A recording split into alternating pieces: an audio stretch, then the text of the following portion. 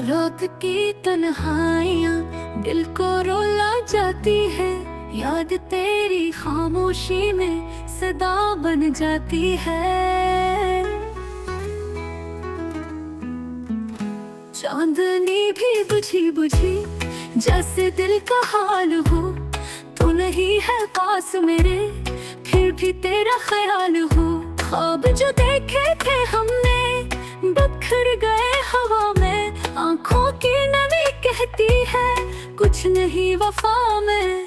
कदम कदम पे याद तेरी साथ चलती जाती है, दर्द बन के दिल में मेरे सांसों में आती है।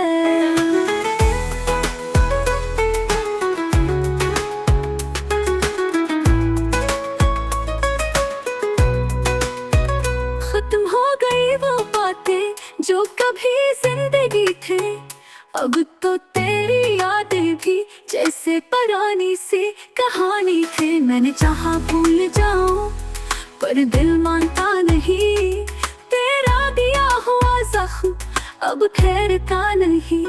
आसमान पे लिखा है शायद मेरा मुकद्दर यही, तू किसी और का हो और मेरा हूँ तन्हा यही। खामोश लम्हों में तेरी आवाज गूंजती है, दिल के अंधेरों में तेरी तस्वीर जलती है। काश तू लौट आए एक पल के लिए सही, मैं तुझे देख लूं बस इतना ही काफी है अभी। वक्त सब चले गया तेरी याद बाकी है, प्यार मेरा सादा सा बेनाद बाकी है।